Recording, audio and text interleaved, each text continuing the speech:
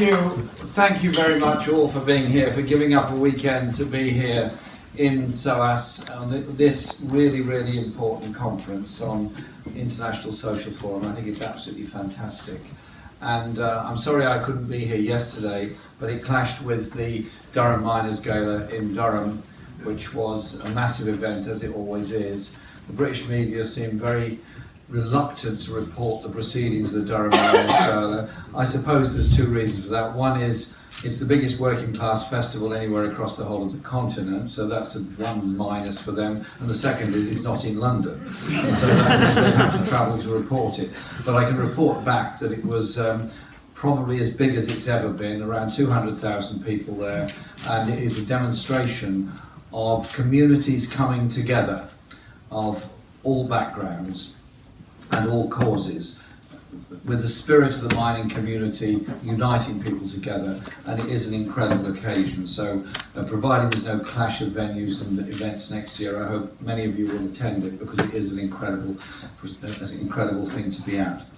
Secondly, as you know, Dilma Rousseff lost her mother yesterday, which is obviously devastating for anybody. We all, those that have lost our mothers, remember that day very well, and so she's obviously had to return to Brazil for the funeral of her mother. So I think we can just send her a message of strength and solidarity at this difficult time. I'll phone her later on today and convey that message to her, if that's okay with all of you. Yeah.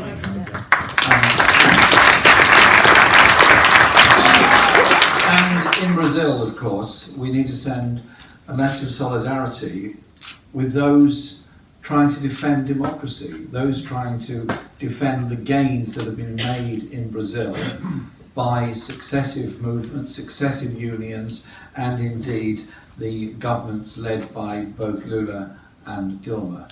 And the continued imprisonment of Lula is completely unacceptable, and I think we just have to say we send a message of solidarity to Lula and call for his release from prison so he can continue his work as a socialist, as a trade unionist, and as a political activist in Brazil that has tried to unite people, to defend living standards, and to defend the natural world and environment, and have a much more progressive approach to environmental politics than the current president of Brazil does. Can we just convey that message to the media?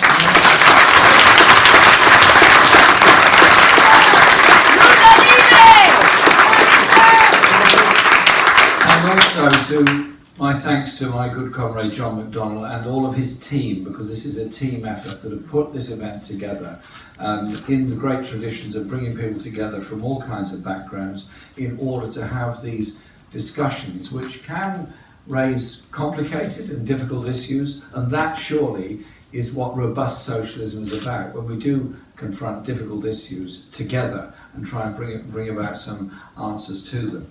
The similarity of this is with the International Social Forum and World Social Forums. I attended two of them of the World Social Forums in Mumbai in 2004 and Karachi in 2006, and also the European Social Forum that was held in London. And they were amazing experiences of bringing people together, of social movements all around the world, confronting problems of environment, of the way in which global economics was moving, and the way in which we had to challenge the free market economics being promoted by the IMF on many of the poorest countries in the world. And they were a very powerful expression of what we can do when we bring people together in a global setting, and I hope that we can continue to do that and indeed extend that whole principle in the future.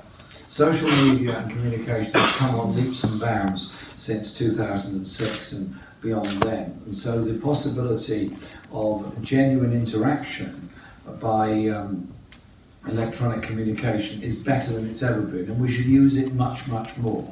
It can be a very, very powerful tool of bringing people together.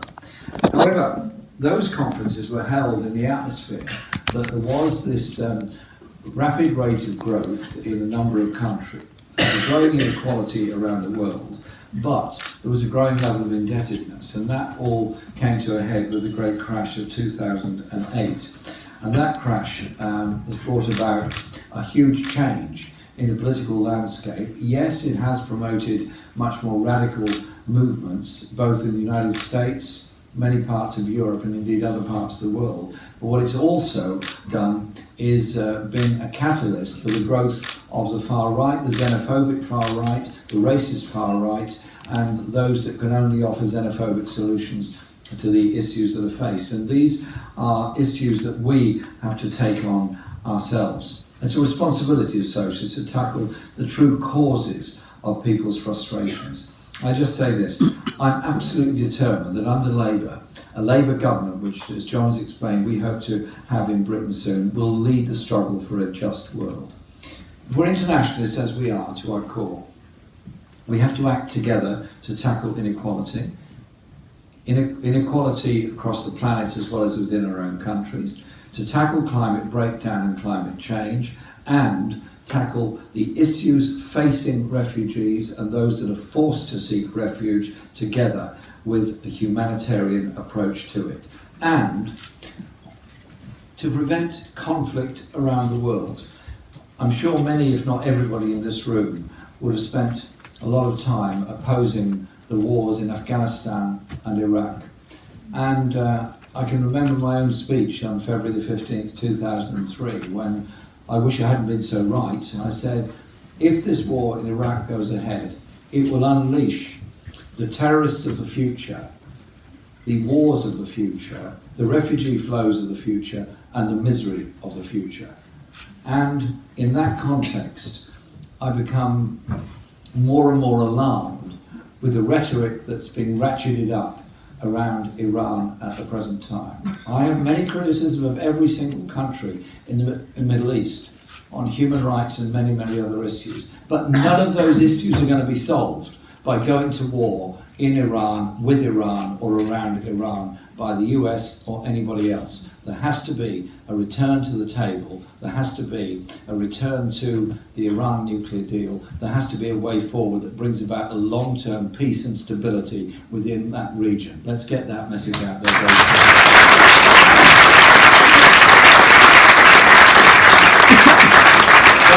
Real internationalism isn't about so-called world leaders getting together at exclusive resorts for summits that have no accountability. I mean, you've watched these things over the years where a lot of people turn up, usually joined by incredibly wealthy people, and they've decided they're all world leaders. Well, real internationalism is about uniting people's common interests across borders. The great division in the world isn't necessarily between nations and countries across borders.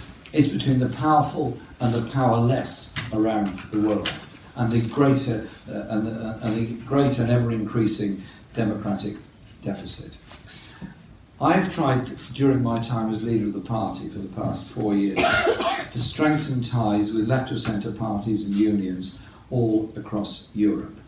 And I think that's important because, we'll come on to this, but whatever the outcome of the whole Brexit issue, our interests and the interests of trade unions, social movements and the left all across Europe, just as much as across the United States, are exactly the same. We need much stronger links with the left parties and trade unions on both sides of the Atlantic and both sides of the Channel, and of course in a global sense through social forums. That is something I'm absolutely dedicated to do.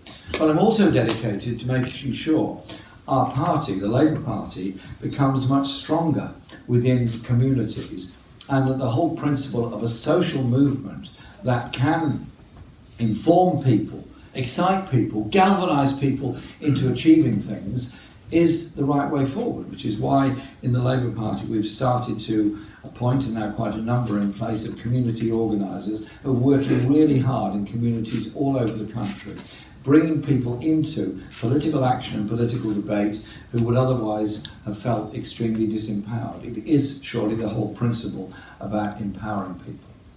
Now, in the latest twist of the debate about Brexit and Europe, we now have two candidates to be Prime Minister, Hunt and Johnson, essentially competing with each other on the amount of money they give away in tax relief to the very richest across the planet, and the very richest in this country, and being hair-shirted about a no-deal Brexit from the European Union.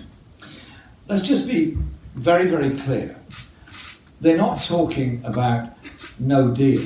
They're talking about breaking off the current trading arrangements that we have and the regulatory systems that we have through membership of the European Union, which I believe are inadequate in some areas, particularly on workers' rights, but nevertheless are a good basis on which to go forward, in order to strike a trade deal with Donald Trump and the United States. They're very clear about this.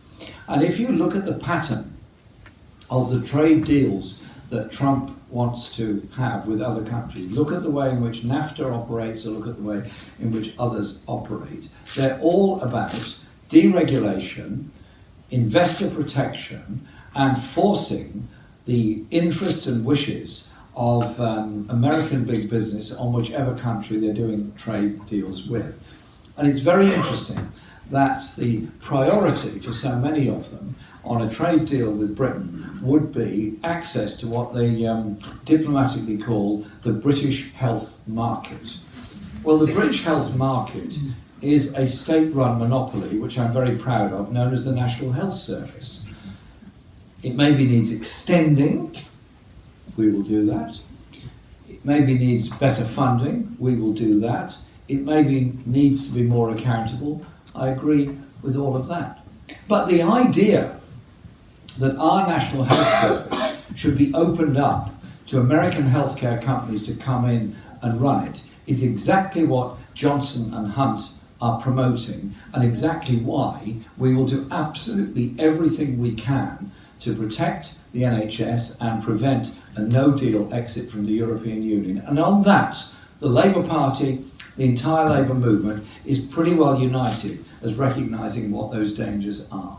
Johnson won't defend the NHS any more than he would defend the right of one country to appoint an ambassador to another if the president doesn't like it. And so I probably don't need to convince this audience that Premier Johnson will not be good news for this country any more than a Premier Hunt would be. I think a much better way forward would be a general election and let the people of this country decide.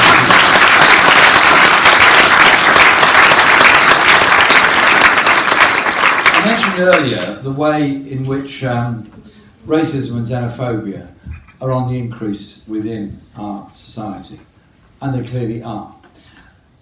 Let's just be absolutely clear. There is no place whatsoever, now or at any other time, for any form of racism in our society or our movement, be it anti-Semitism, be it Islamophobia, misogyny, attacks on LGBT communities, or any other form of racism. The whole history of the use of racist arguments by the right has always been to divide and disempower working class movements. Yep. It's been used in the United States to achieve that with a huge effect, which has benefited small numbers of very wealthy people.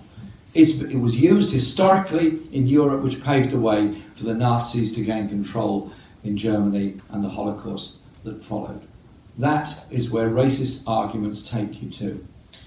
So, we have no place whatsoever for any form of racism. That also means understanding the strength that we need to build of relationships between communities, and our young people being brought up to understand the common history they have in this planet.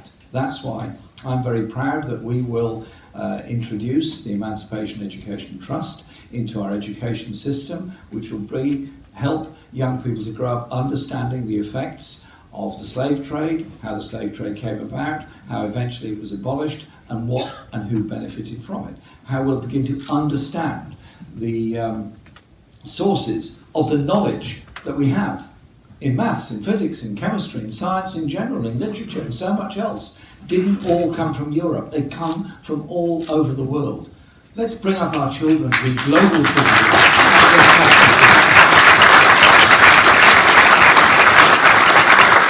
And that rhetoric, the xenophobic, racist rhetoric that we hear also extends to the attitude towards refugees and migrants. In winter 2015, Diane Abbott and myself and a number of others went to visit the refugee camps in Calais. Most people outside of the Labour Party advised us to stay away and have nothing to do with it. We went, we met many people there, we talked to a lot of people, and the then Prime Minister David Cameron accused me of choosing to spend my weekend with what he definitely and diplomatically described as a bunch of migrants living in a camp. Well, I'll just say this, every migrant is a human being with a backstory, with a wish to live, with a wish to survive, and a wish to contribute to the rest of our lives and their own lives. And that kind of language is unacceptable in any form. There were... After the Second World War, there were huge refugee flows in Europe and other parts of the world, and since then there have been successive large flows of refugees, mainly as a result of conflict. Think Vietnam War, think Korean War, think a number of conflicts that took place in Africa and in Latin America. We now have, across the whole planet, about 70 million displaced people. That's more than the entire population of the United Kingdom.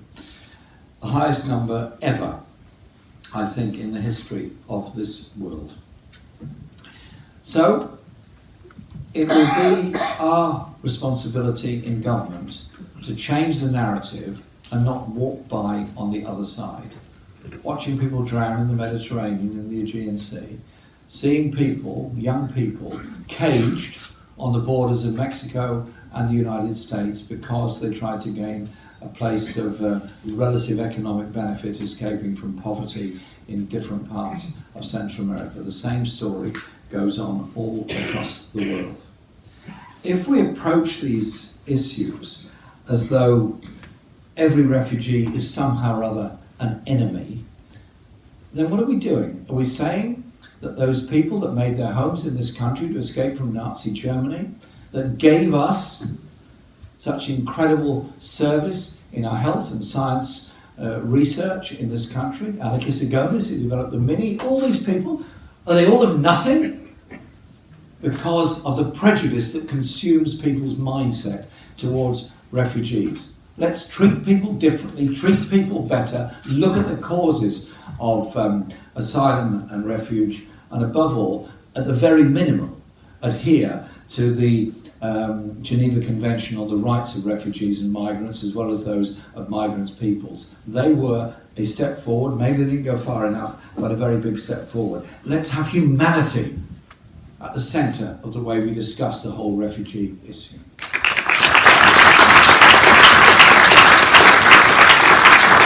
Some of those people that are at the moment in refugee camps, mainly in Libya, but other countries as well, have arrived there because of degradation of their own natural world. Loss of forest, desertification, excessive drought, many other environmental causes.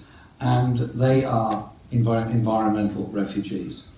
And so I was proud that on May the 1st, on behalf of the Labour Party, I put a motion to Parliament to declare a climate emergency.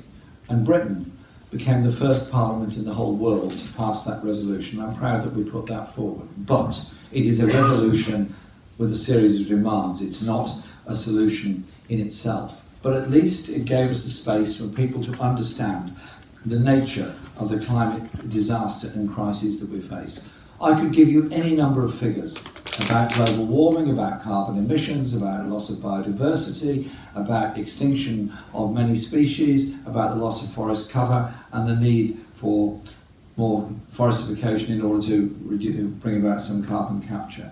But if I just give you an example from India of excessive weather that's happening at the present time. Between 1980 and 1999, there were 213 recorded heat waves across India. That's where you get excessive temperatures in excess of 45 degrees centigrade, 50 degrees centigrade, and so on. Get that figure, 213 between 1980 and 1999.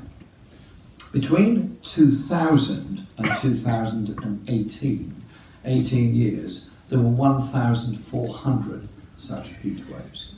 And you could produce similar information for other parts of the world.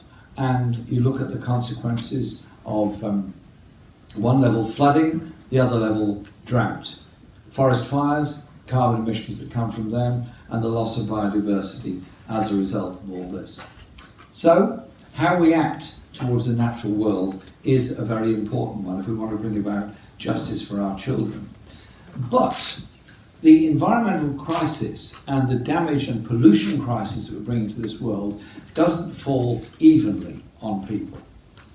If you can afford in any city to live in the cleaner air of the higher land around a city, if it happens to be built in a basin, and many of our big cities all around the world are, you have a longer life expectancy, you're breathing cleaner air, you have more money, you're eating better food, you're going to live longer.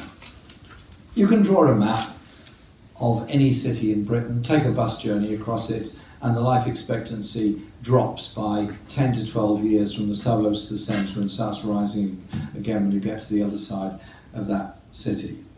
The levels of air pollution are bad in British and many European cities, where some of our children lose up to 10% of their lung capacity before they're 5 years old. In the centre of cities in India and China, it is far worse. It is a global issue about the damage we're doing to the health of the next generation by air pollution. So it is about justice for working class communities in urban areas. It's also justice for countries and indigenous peoples across the world who are hardest hit with the loss of forest and loss of sustainable living. And so Britain and other industrial countries must take a responsibility for this. And I say that because there is a sort of comfort zone that people in the US and Europe can get into, of saying, well, yeah, I'm absolutely in favour of protecting our environment. We all are. But don't think about the consequences of international trade and the conditions under which goods are produced from elsewhere and the pollution and environmental damage that comes as a result of that. So I want to make it very clear. The next Labour government will show real international leadership in tackling the climate crisis. We will not be walking away from the Paris Climate Change Accord with Donald Trump. We'll be walking towards it to make sure the next one is stronger than the one that is in place at the present time. We're working with countries all across the world to achieve that. We'll face up to the climate emergency by also recognising our own carbon footprint. Because currently, when we measure a country's emissions, we're talking about greenhouse gases generated as goods and services that are produced in this country. So, we measure the greenhouse gases from our vehicles, from our industries, from our power stations, and we try to take action accordingly, either by reducing, eliminating, or mitigating if that's possible. But for a country like Britain, that measurement actually hides the true impact of what we're doing to our climate and the true impact of our lives on it. Because we don't only contribute to climate breakdown with what we produce, we contribute with what we consume. Over the last 2 decades, the United Kingdom has significantly reduced emissions, but in part this has been achieved by offshoring those emissions. This isn't tackling global emissions, this is passing the buck to the poorest countries in other parts of the world. It's time we were honest about our contribution to the climate crisis. It's even greater than we think. So under Labour, Britain will become the first major economy in the world to measure these consumption emissions and take action to reduce them. And as John's explained, we will offer financial and technical support to developing countries to support them in helping them adopt greener methods of production and reducing the carbon content in the goods they produce and the goods that we import. We should not see this as a burden. Offshoring our emissions is just as bad for the climate. It's also bad for our own industries. When we measure the emissions from goods produced in the UK, but not those produced overseas, it puts industries in this country, especially energy-intensive industries like steel, actually at a disadvantage. So we will remove the perverse incentive to damage our own economy with no benefit to the climate as a whole. This will mean that we will be able to increase the number of good quality jobs in this country, particularly through green energy generation, and it will complement our green industrial revolution that we are developing and working closely with friends and colleagues in the United States who are working on broadly the same agenda. A Labour government will also make international institutions up their game. We have huge leverage as the biggest contributor to the Climate Investment Fund, managed by the World Bank and multilateral development banks. These funds have been criticised by civil society organisations for lacking democratic accountability. We will tackle the climate emergency by listening to those most affected. So, we will withdraw support from the World Bank managed climate funds and give more support to the United Nations Green Climate Fund instead, because we believe that to be a better and more democratic way of doing it. It is about facing up to the crisis that we all face. It is about saying to people, this is a crisis, obviously. We have to do something about it, obviously, but we also have to make sure that everybody benefits from the green industrial revolution that we're putting forward. So in the North East yesterday, I was able to announce the creation of a regional development bank under Labour to ensure proper investment in sustainable industries all across the North East and North West of this country. Able to announce that we will be investing fairly across the whole country. And to young people, listen, your future is there. In good quality training, good quality jobs, high skilled jobs, innovative jobs. Use technology, use innovation, use high skill to protect our natural world, our biodiversity and our environment. Getting off the planet and running away isn't going to solve it. A holistic, creative approach that encompasses the imagination that's there in all of us, bring together the whole idea of imaginative protection of the world with high technology is something that I'm very keen to develop and promote. We're doing it in opposition as a Labour opposition, but it'd be so much better if we were a Labour government doing it as a government, working with others all across the world. We are in the jaws of a global political crisis, and we must not allow this moment to be stolen by the opportunists of the far right. It's a serious threat. Those that offer xenophobia, abuse and racism, misogyny, they get an airing for a while. They create an atmosphere of horror and hatred.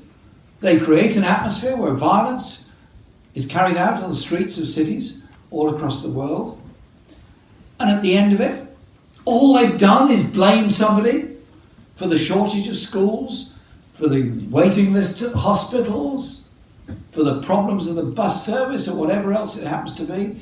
But at the end of that, they've solved not one of those problems. They've created a horror story, which means they've got to go on and blame somebody else. It's a horrible downward spiral. Get on that racist downward spiral. It goes faster and faster and leads you to an abyss at the end of it. So our movement must be united in challenging the inequalities of the global economy, challenging the way in which whole communities have been laid waste by the interests of huge financiers in distant places, and strive for a world that's different, a world that's better, a world that understands where we've come from, but more importantly, has some concept of where we're going to in the future. Is it to be a world of war, of economic degradation, of growing inequality between the richest and the poorest, and of growing unaccountability of the richest and most powerful in the world? Or is it to be a world where we're actually demanding greater accountability and greater democracy, a better understanding of the strengths of our diversity, the joys of our diversity, and the fascination of our histories, all of them, which can create that better world in the future? And so our campaign is about uniting people, is about giving them that offer of the kind of country and kind of world that we can create. None of it is going to be easy. None of it is going to be without an awful lot of opposition in various places. But the excitement of people coming together with hope and determination to achieve that better place in that better world and protect our environment along the way is something we have a responsibility to strive for. Thank you very much.